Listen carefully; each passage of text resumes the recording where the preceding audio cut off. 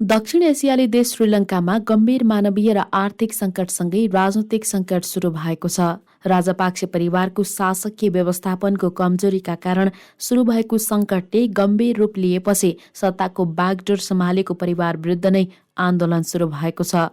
अनियन्त्रित महँगीसँगै खाद्यान्न अभावबाट आम नागरिकको अवस्था दयनीय बन्दै गएको छ। खाना पकाउने ग्यास लगायत अत्यावश्यक सामग्रीको हाहाकार, दैनिक 10 घण्टाभन्दा बढी लोड सेडिङ, कागज खरिद गर्न नसकेका कारण परीक्षा नै स्थगित गर्नुपर्ने अवस्था लगायत नागरिकले दैनिकी नै चलाउन नसक्ने अवस्था भएपछि राजपाक्से परिवार विरुद्ध सडक प्रदर्शन सुरु भएको हो। सिङ्गो देश कंगाल बन्दा पनि राजपाक्से परिवारले सत्ताको मोह छाडेका छैनन्। सर्वसाधारणको दैनिकी चौपट बने पनि उनीहरूको सत्ता मोहले श्रीलङ्का थप सङ्कटमा पार्दै लगेको छ। देशको आर्थिक अवस्थालाई जर्जर पारिदिएको भन्दै सत्तारूढ राजपाक्से परिवार विरुद्ध श्रीलङ्कामा जनआन्दोलन सुरु भएको छ। Don't want any other solution. Just Rajapaksa should get out of this country and they should bring back all the money that they robbed. श्रीलङ्काका नागरिकहरू गम्भीर मानवीय सङ्कट भोग्न बाध्य बनेपछि राष्ट्रपति गोताबाया राजापाक्सेलाई सत्ताको मोहले छोडेको छैन। श्रीलङ्काका नागरिकहरू गम्भीर मानवीय सङ्कट भोग्न बाध्य बने पनि राष्ट्रपति गोताबाया राजापाक्सेलाई सत्ताको मोहले छोडेको छैन। उनका दाइ महिन्दा राजापाक्से प्रधानमन्त्री छन्। गठबन्धनलाई समर्थन गरेका 41 जना सांसदले राजापाक्से परिवारको साथ छाड्दै राजीनामा दिन आग्रह गरेपछि सरकार संसदमा अल्पमतमा परेको छ। श्रीलङ्काका अर्थमन्त्री अली सबरीले शपथ लिएको भोलिपल्टै राजीनामा दिएका छन्। राष्ट्रपति राजापाक्सेले मन्त्री परिषदमा साबरीसहित 4 नयाँ मन्त्रीको नाम घोषणा गर्दै आफ्नो सत्ता लम्ब्याउने दाउ गरेका थिए। विपक्षीहरू यसपटक राजापाक्से परिवारलाई सत्ताच्युत गराउने प्रयासमा छन्। राजापाक्से परिवारका कारण श्रीलङ्का प्रति अन्तर्राष्ट्रिय समुदाय र दाता राष्ट्रहरूको विश्वास गुमेको छ।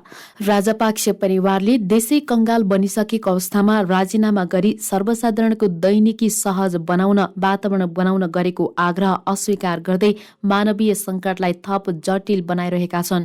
श्रीलङ्काको सङ्कट राजापाक्से परिवारको शासकीय व्यवस्थापनको अभावका कारण निम्तिएको हो। महिन्दा राजापाक्सेको सत्ता यात्रासँगै श्रीलङ्काको राजनीतिमा भित्रिएको परिवारवाद, निरङ्कुश शासकीय शैली र सरकारी स्रोत साधनको गलत प्रयोग र व्यवस्थापनले सिङ्गो श्रीलङ्का कंगाल बन्न पुगेको हो।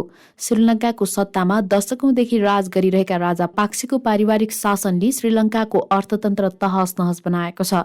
चुनावमा लोकप्रिय नारा लगाउँदै आएका उनीहरूले धेरै प्रतिबद्धताहरू त्यागेर आफ्नै परिवारको शासन सुरु गरेका थिए। चुनाव जितेपछि महिन्दा राजापाक्सेका भाइ गोताबाया राजापाक्से राष्ट्रपति चुनिए। उनले आफ्ना दाइ महिन्दा राजापाक्सेलाई प्रधानमन्त्रीमा नियुक्त गरे। गोताबायाका भाइ बसिल राजापाक्से अर्थमन्त्री र चमल राजापाक्सेलाई कृषि मन्त्री बनाए। महिन्दा राजापाक्सेका छोरा नमन राजापाक्से युवा तथा खेलकुद मन्त्रीमा नियुक्त गरे। राजापाक्से परिवारका मात्रै 7 जना सदस्य श्रीलङ्काको सत्तामा पुगे पनि अधिकांश अर्थतन्त्रमा उनीहरूले हालिमुहाली गर्न थालेका थिए। अत्यावश्यकीय खाद्यान्न र इन्धन अभावका कारण सेना परिचालन गरी वितरणको व्यवस्था मिलाए पनि सबैतिर अभाव र हाहाकार छ। श्रीलङ्काको विदेश मुद्राको सञ्चित जम्मा 2.3 अर्ब अमेरिकी डलर मात्रै छ, तर उसले तिर्नुपर्ने वैदेशिक ऋण 50 अर्ब डलर नागेको छ। श्रीलङ्काले केही महिनामै 4 अर्ब डलर विदेशी ऋण भुक्तानी गर्नुपर्ने बाध्यता छ। श्रीलङ्काको मुद्रास्फीति 17% नागेको छ।